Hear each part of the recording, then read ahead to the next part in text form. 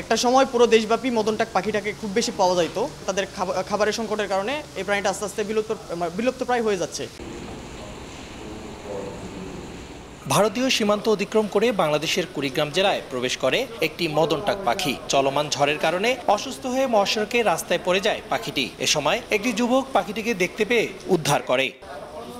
সোমবার সকালে কুড়িগ্রাম জেলার ফুলবাড়ী উপজেলার মহাসড়কের পাশে থেকে পাখিটিকে উদ্ধার করে একই এলাকার যুবক ফিরোজ ইবনে হাফিজ। উদ্ধারের পর দ্রুত শরবত পানি ও সালাইন সহ বিভিন্ন খাবার দিয়ে পাখিটিকে কিছুটা সুস্থ করে সে। পরে রংপুর নগরীর বাংলাদেশ কৃষি উন্নয়ন কর্পোরেশনের কর্মরত বড় ভাই রাকিবুল ইসলাম ফিরোজের কাছে দিয়ে যান পাখিটিকে। পরে পাখিটি সম্পর্কে জেনে বিভিন্ন রকমের মাছ খেতে দেন তিনি। পাখিটি এক নিমিষেই খেয়ে ফেলছেন বাটা মাছ, রুই মাছ ও মোয়া মাছের বাচ্চা। পরে পাখিটি উদ্ধারে wildlife and snake rescue team in Bangladesh এবং Rangpur animal rescue and adoption network করেন সহযোগিতা। একটা সময় পুরো দেশব্যাপী মদনটাক পাখিটাকে খুব বেশি পাওয়া যাইতো, আমাদের উত্তরাঞ্চলে খুব বেশি পাওয়া যাইতো।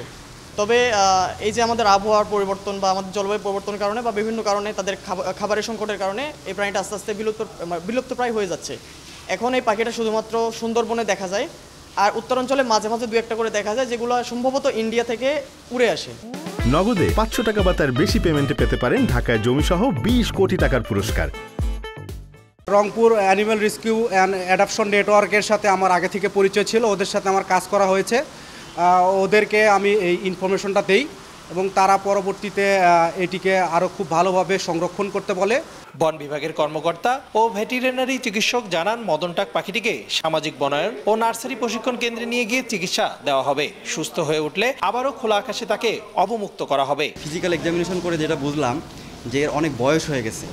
অনেক বয়স হওয়ার কারণে এ হয়তো শারীরিকভাবে দুর্বল, অনেক দিন ধরে খাবার দাবার ওইভাবে খেতে পাচ্ছে না, বা এটা একটা মানে বিলুপ্ত প্রায় প্রাণী।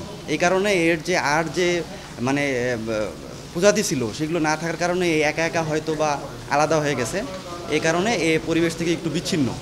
তো আমার মনে হয় যে একে যদি আমরা কিছু নিউট্রিশনাল বা সাপোর্টিভ কিছু ট্রিটমেন্ট দেই, তাহলে এ আবার রিকভার করবে, তারপরে আবার সে পরিবেশে অবতরণ করতে পারবে ইনশাল্লাহ। বিভাগীয় বন কর্মকর্তা সামাজিক বন বিভাগ রংপুর ওনার নির্দেশক্রমে আমরা এই মদনটাক পাখিটি উদ্ধার করি এবং আমরা আমাদের বিভাগীয় অফিসে নিয়ে গিয়ে প্রাথমিক ট্রিটমেন্ট দেব।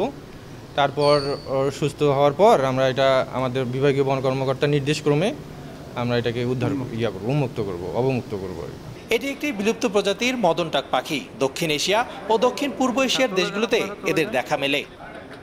রেদওয়ান হিমেল, সময় সংবাদ, রংপুর।